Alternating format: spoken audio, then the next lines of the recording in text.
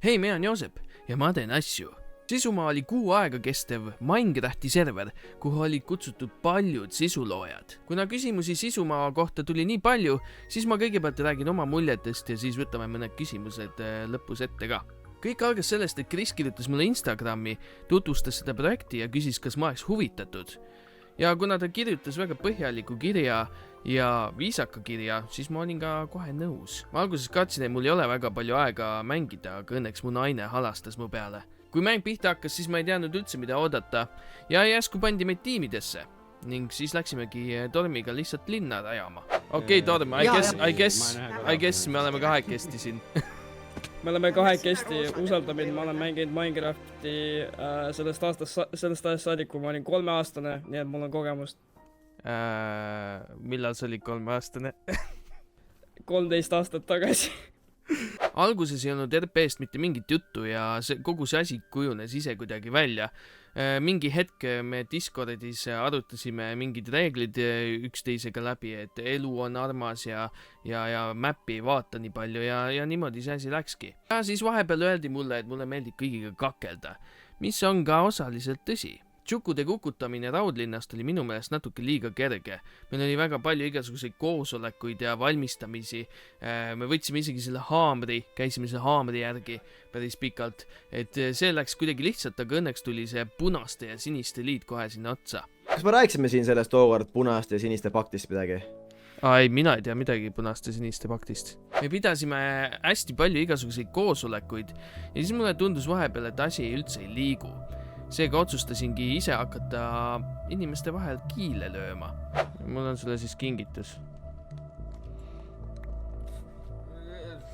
Mis see nüüd on? Kas see elab ka seal see, mis ta nimi nüüd on? No see turumees. Kelloks. Ja Kelloks, jah. Vaata, ma andsin sulle Stotteri ühe ägeda asja ja sa võid seal ka kasutada seda.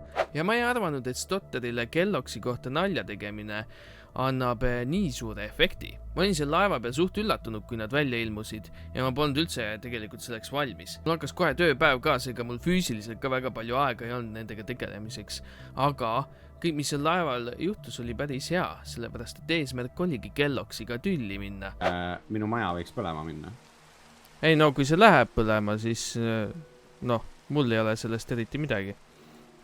Oh jah, ega see vill põleb kiiremini tegelikult kui puit, et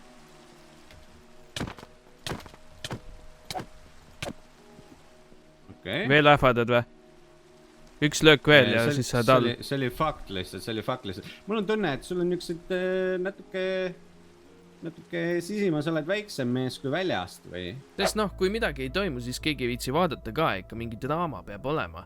Ja nagu näha oli, siis kõik loovad mingeid salaliite ja mingeid salaplaane, nii et asi kiskuski väga Game of Thronesiks ära. Ja siis vasti tuligi välja, et Kelloksi sees on mingisugune teemon ja kogu see lugu oli minu meelest Krisi tiimiga läbi räägitud, et sellest mina väga palju telgitaguseid ei tea. Ma kuulsin, et vahepeal, kui Kelloks oli pahaks ära pööranud ja me olime ta ühe korda maha löönud ja siis ta lihtsalt terroriseeris inimesi, siis talle see väga ei meeldinud, et ta oli üksi ja keegi teda ei karda ja ta täpselt ei tea, mis ta tegema peab. No me ei kardnud teda sellepärast, et ühe korda me olime juba ta hävitanud, et tegelikult kui seda hirmu hingust oleks sees hoidnud, siis ta oleks pidanud ennem ära põgenema, kui me ta maha lööme. Vahepeal tundus, et ta on nagu Adventure Time'is see Ice King, et käib ja tüütab natukene, aga tõsiselt teda võtta ei saa. They call me the Ice King. I also make ice. Seega tal oli eesmärki vaja.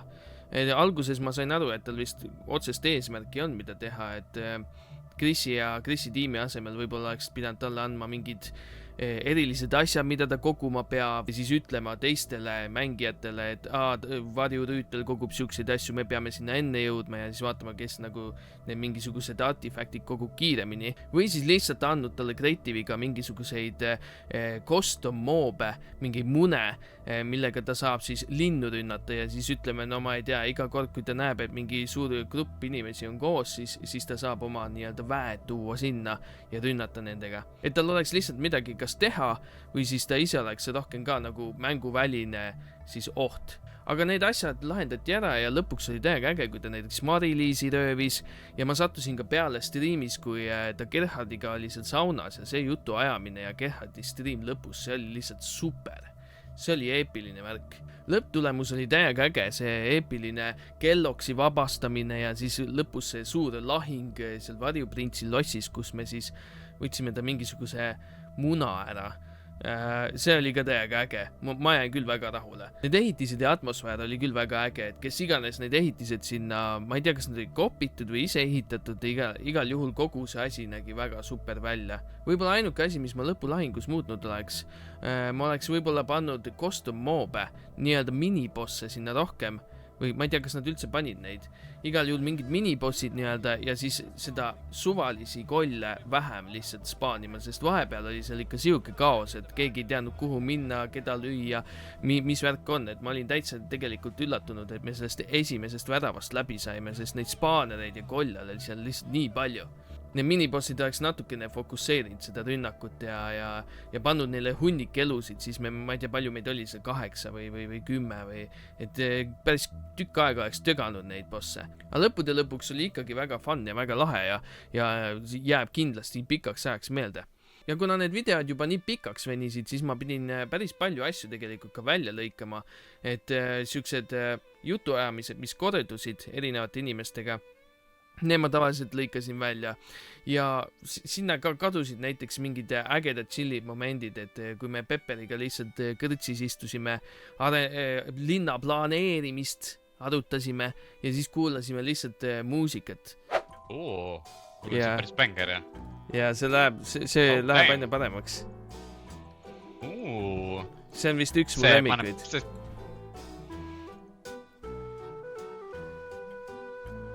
Damn! Päris üllatav, eks ole? Näe, nüüd oli elektrigitarr ka vahepeal. Damn, see lämbis täiega slapib ja... Ja, see on väga hea lugu. Aga üldiselt oli väga eepiline aeg. Kindlasti, kui tuleks teine hooaeg, siis ma tahaks sellest osa võtta. Kõik need osalejad, kes seal olid, kõigiga me saime hästi läbi, kõigiga sai luua koos siis siuke eepiline lugu, mis võib-olla läheb ka edasi. Ja jah, kõigiga oli alati tore mingit asja teha seal, isegi Kelloggsiga. Ma ei tea miks ja osad inimesed arvasid, et Kelloggsil on beefi päriselt kellegagi, aga ei, see oli kõik RP, nii et ärge hakake üldse. Aga suur tänu Chris Boysile ja suur tänu ta tiimile, et nad siukse asja püsti panid, et nad mind üldse kutsusid sinna ja kutsuge mind järgmine ka, see on täiega äge. Aga siia lõppu võtame mõned küsimused ka siis, millele võib-olla ei saanud veel vastust. Hakkame siis pihta. Ma arvan, et see kuu aega oli piisav aeg, et kõik mu vaba aeg läks kas editimisele või mängimisele ja ma midagi muud ei jõudnudki teha, et kuu aega oli piisav ja selle kuu aja lõpuks tegelikult ma olin ikka päris väsinud ka. Ma olin juba päev läbi midagi muud teinud, siis veel mängida seda, üritada mingit RP-d teha, siis see oli päris väsitav. Aga kuu aeg oli päris hea aeg minu meelest, et jõudis nii mõndagi teha. Mingid storyline'id tegelikult jäid lahtiseks, et ma ei tapnud Gerhardit ära ja siis Stotteriga pidime need laibad ümber matma, mis seal all olid. Kuna kogu see loor tuli suht iseenesest sinna, siis ma arvan, et ma ei oleks suut midagi muutnud. Võib-olla need väiksed muudatused olekski, et Kellogsile midagi rohkem teha andnud, et varjurüütel tal oleks mingisugune goal, mida ta üritab siis saavutada väljaspool siis tegelasi, kes siis üritavad teda peatada. Ja need eventid olid kõik väga ägedad, väga palju vaeva oli nähtud nendega, kõik need paadirallid ja ehitamisvõistlused, värgid, särgid, super eventid, mulle väga meeldisid need. Ainuke asi oli see, et story oli nii huvitav, et need eventid kuidagi olid kahvatud selle taustal nii-öelda. Tead, väga ei olnud, sellepärast, et ma ei mänginud nagu otseselt kedagi teist ja minu meelest see mängudes RP või vähemalt siin sisumaal, see oligi siuke kummaline RP, et sa oled ikkagi sina ise, lihtsalt su motivatsioonid ja eesmärgid muutuvad. Et noh, päris elus võib-olla ei tapaks niisama kedagi ära, aga seal mängus oli see vajalik. Et nii-öelda rolli oli suht vähe, lihtsalt eesmärgid ja siis mängida seda usutavalt, et midagi maailmas juhtub ja sa reageerid sellele, siis tegelikult see ei olnud väga raske. see on päris hea küsimus. Ma arvan, et üks kandidaat oleks kindlasti Kelloks, kuna tal on rolli mängimisega väga suured kogemused. Siis tegelikult Stotter oli kandidaat, sest temal oli see kummaline Octomani sekt, mis oleks võinud olla sama hästi halb, kui ta oli nüüd hea. Siis Chris muidugi võib ise ka paha olla, sest tal oli lõpus draakoni värgid ja koos Trollaga ta tegelikult selle draakoni asja vist tegi. Nii et ka Trolla oleks võinud olla tegelikult paha, kui ta oleks tahtnud. Ei, minu meelest kaasatud oli mingi 20+ inimest, et vähe seda kindlasti ei olnud. Osa muidugi ei mänginud nii palju kui võiks, aga arusaadav ka, et kõik ei saa kuuks ajaks oma elu pausile panna, et Minecrafti mängida. Ausalt öeldes mind see tiimide ebaõiglaselt jaotamine, ma ei tea, kas oli nii ebaõiglaselt või? Sest kui lõppkokkuvõttes meie tiimis siis rohelistel oli kõik ehitajad, et kõik lõpuks ehitasid midagi väga eepilist.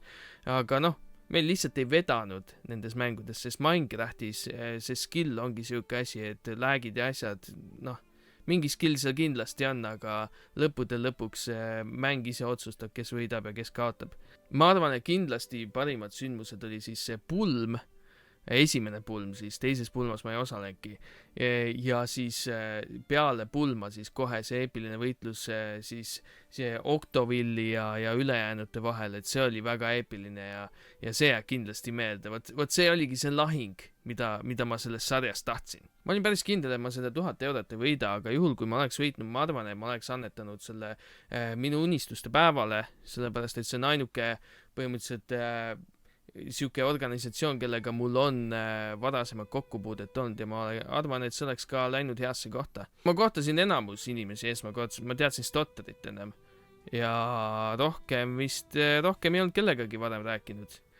Vot see on hea küsimus, sest see tegelikult ajas muutus ka. Muidugi ma usaldasin oma tiimi liikmeid kõige rohkem, et Torm oli kindlasti go-to, et teda sai kõige rohkem usaldada, temaga meie eesmärgid kattusid üldiselt kõige rohkem.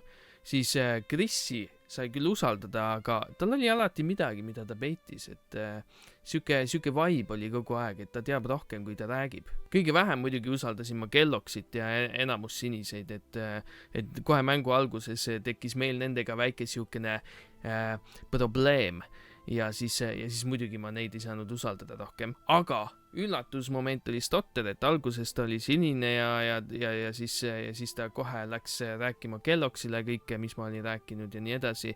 Siis ma alguses ei usaldanud teda üldse, tal oli imelik sekt ka.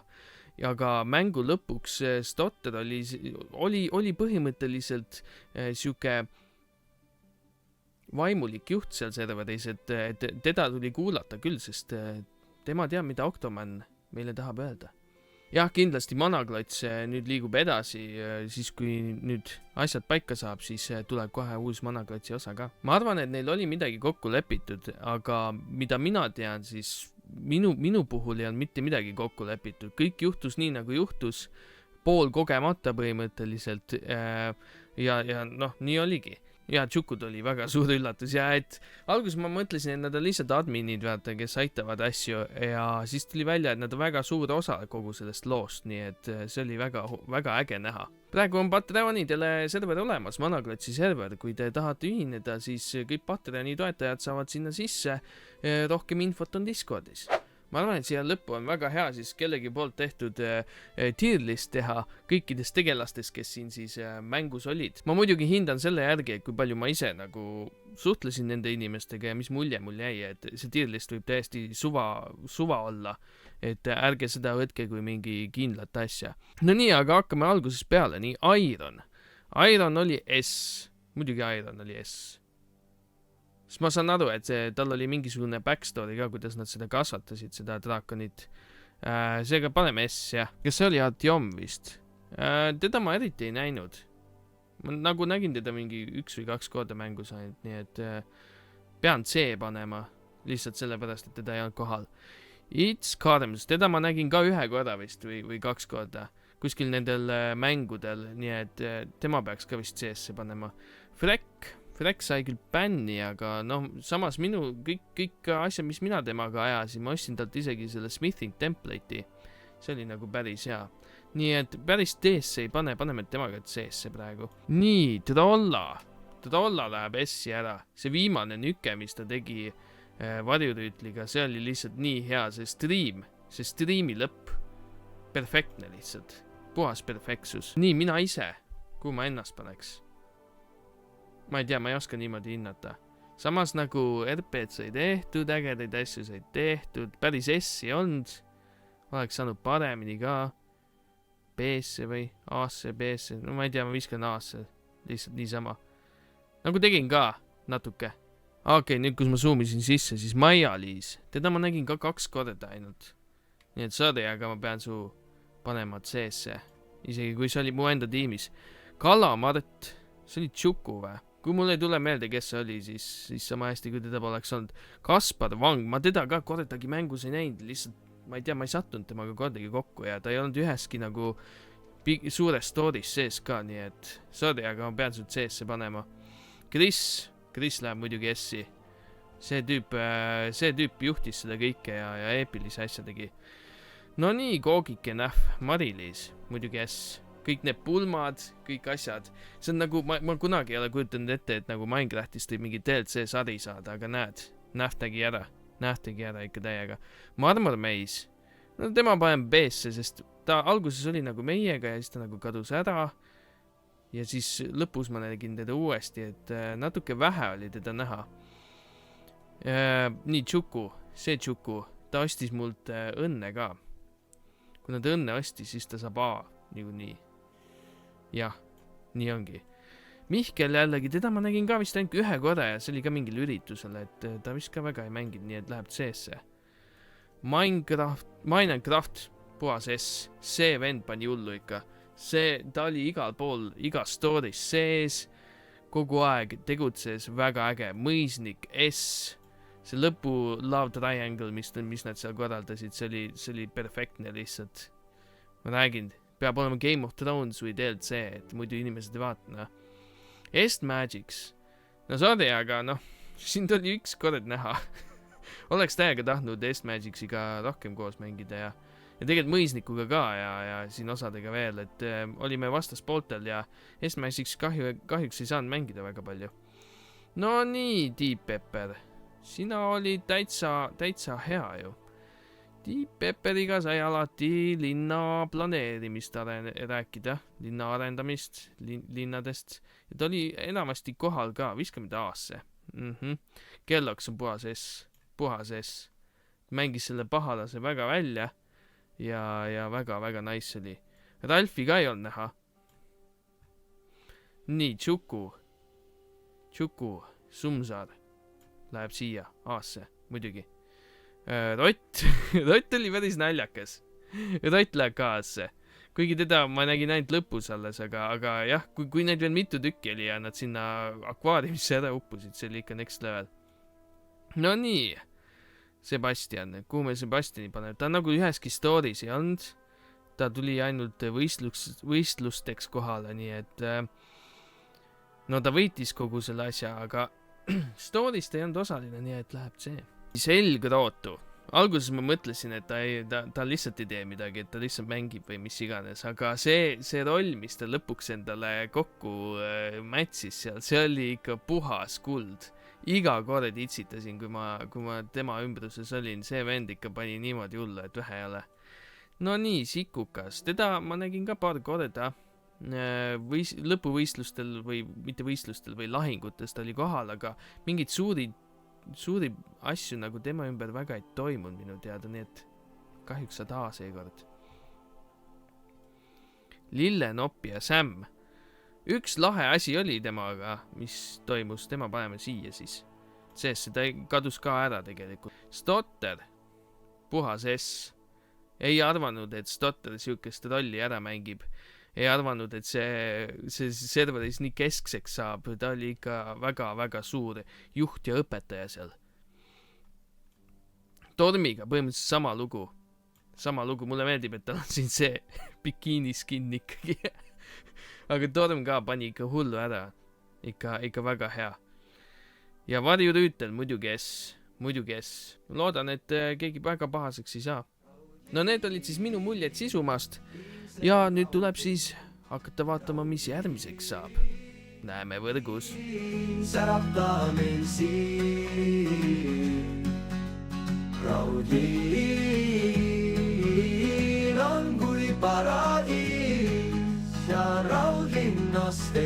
tahaks ära iialgi .